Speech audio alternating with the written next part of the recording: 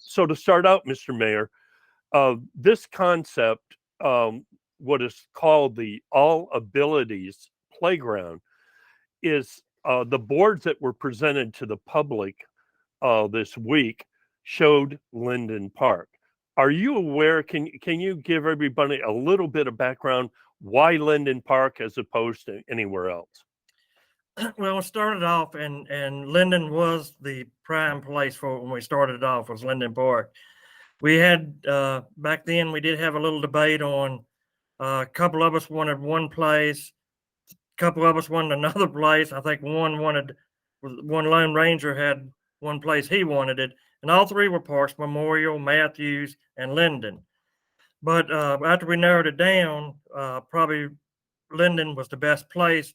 Matthews is back kind of behind everything. It's kind of hard to get to. You have a recyclable center back there with trucks coming in and out. We have a newly formed dog park there, and we didn't want to disturb that. And that's also an interest to a private drive back in there. And Memorial just didn't have the parking we needed, or some of the concepts like the where we could put the park, and we already had a skateboard park there. So we kind of all went together and decided on Matthews. Oh, you mean Linden? Linden. Right. Sorry. And Jeff, what was the whose idea for All Abilities Park was it? And for example, why here? Is there just that the person who came up with the idea was from here, or what was the background there? Well, Treva talked to me about it way back, I think, wasn't it, Treva? Blake, Miss Blake, and she talked to me about it, and then it got to another citizen who came to us, and then Courtney got involved and took the bull by the horns, and it went from there. Okay, and when you consider something like this, there's obviously I haven't seen an actual budget, but I mean we have seen a $10,000 grant, but the truth is the overall concept that at least looks like being proposed, it's a vast budget, isn't it? I mean, can you give the public a feel for even rough numbers? What you saw the other night at the Thrasher meeting, if everything went like that, it's around 2.1 million. And Wow. obviously you're not going to do all that at one time, Okay, or whatever, or get that much at one time. So we were expecting to do it in phases, like maybe phase 1, phase 2, phase 3, as the money comes. But Chuck and Courtney's working on grants, and Thrasher and Robin with over Roanoke Valley, she's helping us, and there's a lot of grants out there for these type of things. okay. And we're going to talk to the foundation on that side too. And what portion, to the extent that the town will be using tax money to support this, or will you? I mean, getting $2 million in grants is huge. Doesn't this have to impact the town's budget somehow? As of right now, we have not discussed any of using taxpayers' money as yet. Okay. I'm not saying it may not happen. It may happen, but like you say, 2.1 million of grants, and that 2.1 can be trimmed way down, probably to around a million or so, or whatever. We're just taking out some things that probably not really needed.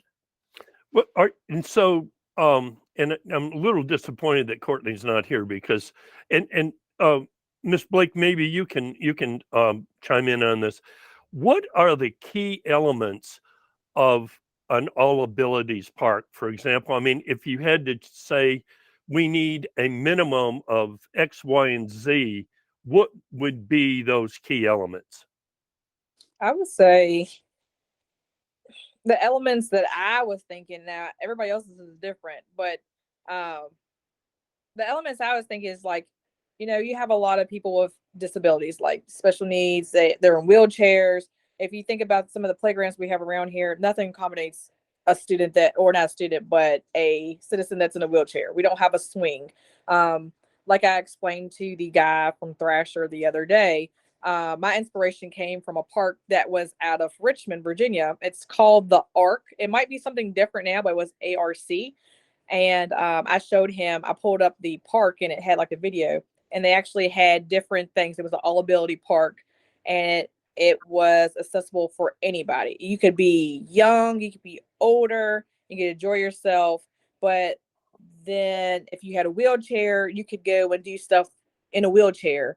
It wasn't just, so that's one of the elements that I liked about that park, and that we needed something around here like that. We didn't have anything like that. And one of my biggest things that I noticed was where I worked in the school division, I worked in the SPED department. So I had students that I had to work with. And we had one that I felt like we couldn't really do much with her. She couldn't go on the playground and do much. She just had to sit there. So that was one of my elements of why I was trying to push. We need something in this area. And I actually am glad that I brought up this information to John Moser about it, because he was the one who went forward. I stay busy all the time, so I would have never went forward with all of this. So I do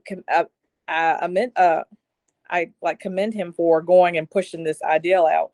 But I don't know. I just want something that's for everybody. Everybody should feel equal, whether you're small, young, have disabilities. You all should be able to go out and just feel like you can be a part and just feel equal and play. And I don't know. We don't have nothing like that around here for anybody. I know AET has like the swings that are for, you can buckle that child down, but even though you have that type of swing, what about somebody that's in a wheelchair? They can't, how are they supposed to get in that swing and then enjoy it? So I brought some ideas up to the guy that I spoke to the other day, and I showed him videos and pictures of stuff that can accommodate everybody, and everybody can feel free and equal and have fun at the same time. Have the council members seen any of those videos and pictures that describe what you've seen? They probably have not, just because the other day was my first time being able to come. Like I said, every time they would have sporting event, every time they would have these meetings, my kids, they play sports all the time. They had sporting events. So Okay. the other day was my first time. But I can always, like I said, I work with Jeff, so I can always show him. I can send some of the council members, if they want me to, the video of because they have a website, and I can Okay. send that to you too later on. In Messenger, and this lets you see it, how big it is. It's fenced in, so that's why I had asked about a fence and stuff, if we're going to have fences for it. You took But my next question. How important was, for example, let's say that the council decided on Linden. Mhm. And Madison is a skinny street where Linden Park is. If you're hitting parking there, actually Park is kind of skinny too. It's a little wider where my house is, but do you think a fence, at least around a substantial portion, needs to happen? I believe it does. Just like I explained the other night, you're working with kids that a person could bring their minor kids, it could be older kids, and kids get adventurous. They can run out in the street, and that would be a liability, or it could be I could see a lawsuit coming. So you kind of want, especially if it's somebody that has a special disability, like special needs, autism, they can just go out and just run, and you kind of feel safe when you go to this environment. So getting a fence, and I don't know if you've been to the one that's over in Daleville, they have a big fence. It's not like a chain fence, but it's like one of those metal fences. So it's easier for an adult to get in, or like an older child, but not easy for a little child to get through and just open it and just run off. But I feel like a fence is needed because you want to have that safety, especially with it being in a neighborhood. You don't want dogs or animals running in there attacking a kid. Because let's face it, That's a reality, good point. a dog could run. You're spending all this money. He just said, Jeff, you just said it was 2.1 million that they're going to be spending. You don't want a dog to run in there or an animal to run in there, and then they start using the bathroom all over, tearing up stuff, scratching up stuff. That's a lot of money right there. And they said it's going to be a rubberized flooring. So you want to take care of your property. So I feel like maybe a fence would be protection, but then also that's saving you from like a lawsuit liability for the town of Clifton Forge. We've seen a lot of pictures, and the one over in Daleville, we hadn't, and some of us is going to probably visit that one just to look at it and check out and see how they do theirs. And does the concept of an all abilities park, does it assume that the users, 95% of them will have accompaniment that or accompanying individuals? Because as far as I could tell, there would be no city staff involved. There's not going to be anybody there monitoring any aspect of the park, as I understand it. No, no. Was there in Richmond? No, sir. Okay. The one at Richmond was kind of like the one that's over in Daleville. So it's like a sporting complex that's right there. But on the outside, there's a big playground area that was fenced in, that was open to the community. It was free of charge and stuff like that. So that's how that was. But Okay. it was somebody still in that building, but there was nobody that was actually physically out there just watching the area. Mayor Irvine, I was busy trying to record the event and the people's actions and questions. I'm not sure that I can recall what was the parking concept if it were to be located at Linden. Where can you help us out? Where would the various spaces be? Well, like you seen, well, a lot of people saw on the poster, most of the parking was all the way around it. Like, you know, it's a square. You'd have parking on all four ends. And one of the things that some of us council didn't like was the parallel parking coming in on Jefferson. If you have to back out of Jefferson on Jefferson, that'd be very dangerous. So, I mean, that one right there, to me, I didn't really like that. And, you know, and some other ones expressed concern about that one. And some of the, you know, to me, I don't know if we'll need all of that parking, all them parking places. Even Thrasher had said, you know, we might cut down on some of this. We don't know what we need right now. We're still in the early stages. But I don't know how many parking places was altogether. Maybe over 100 or around 100 or so. But I just, you know, I don't know if that's actually how many we're gonna need up there. Well, help me out though. Let's take Madison. Would the parking be where there is grass right now, and the park could be like indented? So Yeah, you'd have to cut in. Well, I think what did he tell you? 20 feet. Most parking spaces are 20 feet deep. okay. So we'd have to cut in 15, 20 feet into the green space. And that also you would have to cut in 15 or 20 feet along Park. Yes. Yeah. Okay, Park Street, but not necessarily. Well, you already have some on Douglas, but you're thinking that parking would not turn out to be an element of Jefferson because of the amount of traffic. Yeah, in my opinion, I wouldn't like Jefferson at all, because when you pull in there or whatever and you have to back out the way they have their parking spaces, it's pull in or whatever. You have to back out onto Jefferson, and Jefferson has a lot of traffic on it. It seemed a number of people who live on Madison and Linden have told me they park out in front of their house. I mean, that is where they park. Yeah. And some of them are concerned that if they speak up about this, that they'll be labeled as anti, disabilities, having respect for the needs of people with disabilities. Whereas I think they really are just concerned about being able to park in front of their house. I don't know. I guess the question is, who knows what kind of demand might result? I mean, is the one in Daleville and the one in Richmond, are you talking about hundreds of people, or what's the expectation? There wasn't a lot of people. Well, I know, like, if it's on a good day, but let me back up. Because that's a community center or it's a YMCA, they actually have parking spots allotted. Now, there's not a lot. If you've ever gone to the one in Daleville, they have a Lewis scale physicians up there, and then they have the YMCA sharing the one parking lot. So there's not many. I want to say maybe 25 spots or something. It's not a lot of spots up there. It's very combined and small up there. But on a good day when it's warm, there's that park looks packed, like it's a lot of kids. But there's other parking spots if you were to go over there for like where the tap house is closer. There's more parking spots over there. So I don't know if these people are parking over there and just walking over or what. But there's not a lot of parking spots where these places, these community centers were right beside the parks. With respect to the development of it, Mayor, was the concept like early morning to dusk, or was there any talk about hours or of operation? Anything Well, like all that? our parks are open. I don't know what time in the morning, but they close at dusk when dark. You ain't supposed to be in any park after dark, and that's the way we would do this one. Now we had like talked about the splash park when it is done. Closing at about 5. I mean, we don't. That's still early, but like maybe something to 5, and that would be your biggest probably draw.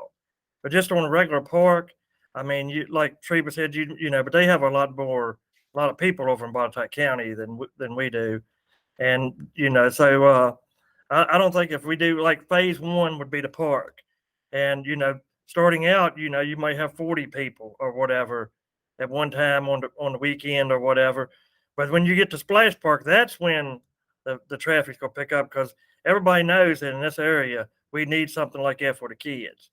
And it wouldn't be Tell an all old geezer, what is a splash park? I mean, I'm not sure I know what that is. it's just like you have toys that just throw water out, like I seen a picture of the one down there the other day. It had like a wheel and it just spins water, and it's not a pool.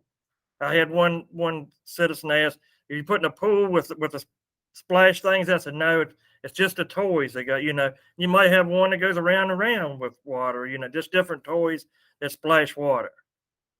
Okay. Boy, that shows my age. I was thinking you were talking about those things where you come down a long runway and you hit the water and it's a kind of, what do you call No. those things? Like a water slide. Yeah, Slide, yeah, okay. I think it's more like, how you have like sprinklers and how they come out and stuff. That's kind of more so like that. And you'll have like devices that are standing up.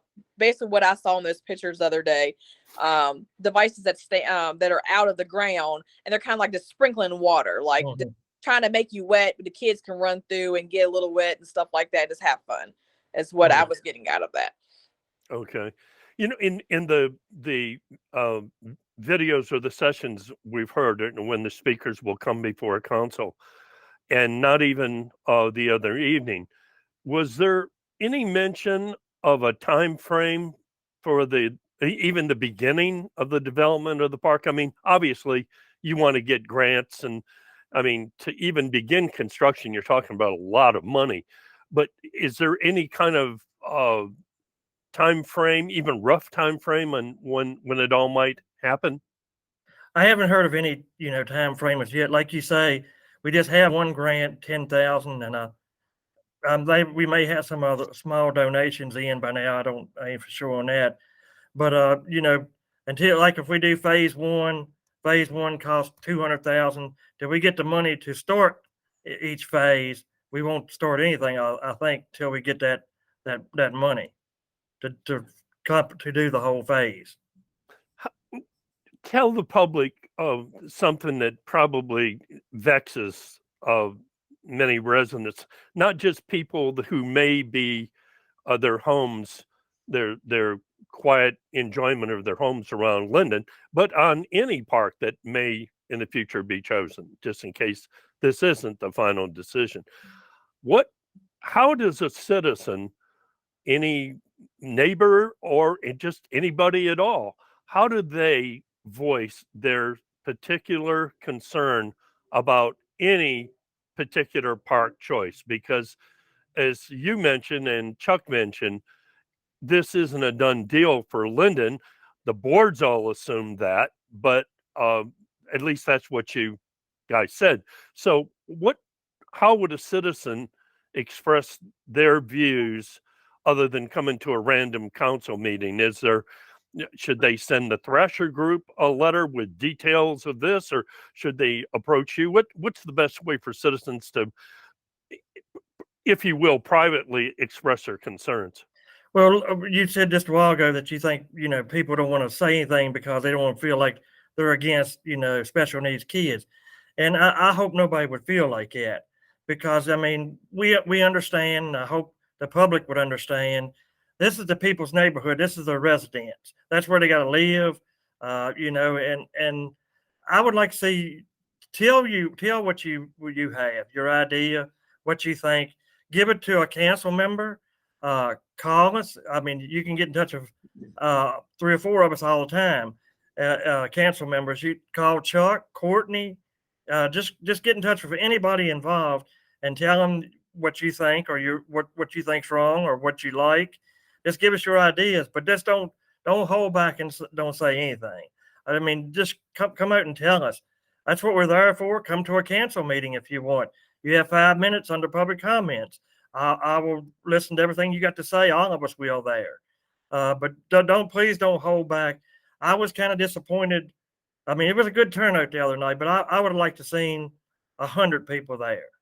And come and tell us what you want. We work for the citizens, and we 30, need to know 30 what you people, want. Jeff, really what I thought it was a fairly good turnout, but obviously, it can always be better. But Yeah. well, and I'm sure I've been asking all the questions. What questions? What vexes all of you with respect to this project? What are your biggest concerns before we sign off? What are the things that you would like to most see, or what bothers you the most about being able to pull this all off? Anybody want to chime in on that? Look at that smile over there. Well, as a resident on Park Street, my concern would be the parking. And of course, I can see on the Madison side that a cut in there where the circle is would be beneficial there. I don't see that it would impact quite so much. I agree with Jeff on the Jefferson side. That would be bad backing out over there. Noise wise, the thought of having it up here doesn't bother me. And, the local Special Olympics during the warm weather uses Linden a lot for their practices for ball. And they have a good time. And I actually love to hear them over there. My concern might be that someone is available to monitor the park on a regular basis, because we all know that, there are those out there that are going to do damage to some of the equipment and so forth. It's the world we live in. And I know, Jerry, you've probably seen this yourself, when the tennis courts were refurbished and refinished, and there are signs up that say no wheels, no bicycles. But people are over there riding bicycles, riding skateboards, and, they're over there playing on the tennis court with their dogs inside. So we know that there is abuse of everything. So, I'm all for it. I think there's a very much need in the community, but there are concerns, and I'm sure other residents, there's only 2 houses facing, which would be parking on the Madison side on the park in there. So I don't think that would be a great problem. And I know back when they used to have opening day for Little League, people were parking all over the hill, and Yeah. there are a few residents, they put signs out, don't block my parking space. I have off-street parking. If I choose to use it, I park on the street sometimes because it's more convenient. But those would be my concerns, would be the parking and monitoring the park to make sure that everything is kept up. If you spend that kind of money, you want to protect it. Well, I don't know if you had, Mr. Mayor, if you'd planned on any kind of monitoring, but I have a smile on my face about the dusk closing. I jumped up on one of the poles and put up a security camera, and I can assure you there's not going to be any dusk closing. I mean, I've often wondered about Linden. Sometimes it's midnight, but with respect to the maintenance of the equipment or not having it beaten up, I'm not sure what could be contemplated there. Yeah. Is this a proposed equipment really? It's probably not high tech, is it? I mean, I don't know. I mean, is it something that needs constant maintenance? I have no idea on that, but I know that it's very expensive, and if it's tore up, it's like one piece of equipment we looked at it just looking was like $40,000 or $50,000. I mean, and to me, if you look at the Thrashers program and what they want to do, it is well lighted, and actually he said, we can cut down some of the price, taking down some of the lights. Maybe that may not be what we want because of vandalism, whatever. Maybe we'll keep it lit up, but half day. We don't want it bright look like a UFO landed up there where all the residents can't sleep at nights or whatever. But we want to keep it well lit. I wrote down some things, like the police can patrol up there. We can have a set police patrol, to come by and check on things. And actually, we probably could put some cheap cameras up there to, just monitor the park, and you can look and see what's going on later at night or whatever. If the police department has control of it, like we do at the school, they can check school cameras from home everywhere, certain people. So, I mean, things like that can be done. And my only worry on the whole thing is parking too, and making the residents happy. I mean, if we can take care of the parking situation, hopefully make everybody happy, it's a great thing, especially the Splash Park and the All Disabilities Park. I mean, that is a great thing that, like probably the closest one, like Treva said, is in Botetourt County. Yeah. We would probably have people from all over Alleghany, probably the outskirts of Rockbridge, Botetourt, coming here to use that. And the Splash Park could actually make money for the town if you use the concession stand in the middle in the summer to sell things to make money. It could be done. And part of the concept were some special bathrooms facilities. Is that correct? Yes, I think it is. Yeah. Right. Okay. Well, I know everybody's got things to do. Did you answer the time frame question? Even a rough idea when this might begin? I'd be scared to say. I mean, okay. It depends all on the money and how many grants we get. I really don't see it, if anything, even starting on it this year. And that's just me talking. I'm not 100% sure. It's a lot of money you have to get first, unless we somehow get a $500,000 grant to start off somewhere. Well, we had 4 times the number of people sign up for this little session. That's cool. I mean, it's fun. But I'm delighted of the 3 of you. I could say, hey, the 3 brightest showed up. Maybe the others were, had changed their mind or had some other conflict. But the Alleghany Journal is delighted that you 3 would take your time to, especially you, Mr. Mayor, answering all these 82 questions, and you, middle school secretary, and you, Darlene.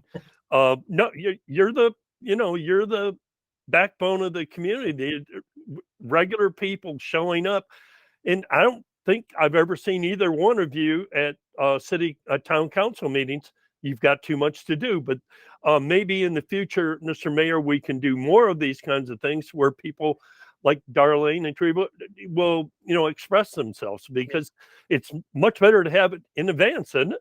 Yeah, I agree. And I wanted to thank you for doing this and getting the word out. And, because the rumors fly in a small town, they're going to do this, they're going to do that, or whatever. And this takes care of the rumors. And I appreciate Darlene and Treva for showing up. And Treva will give me her side tomorrow. I know that. And it really helps to do things like this and get the word out there, what we want to do. And again, don't hold back your what you want to know. Get in touch with somebody, with us or whatever, to get your answer. And none of us is going to think you're against All Abilities Park or special needs kids. We're all here for the same reason. And you, by the way, have your email addresses on the city's website. Yes. So people can privately email you if they don't want to accost you in public like I normally do. But I think everybody in town knows my cell phone number.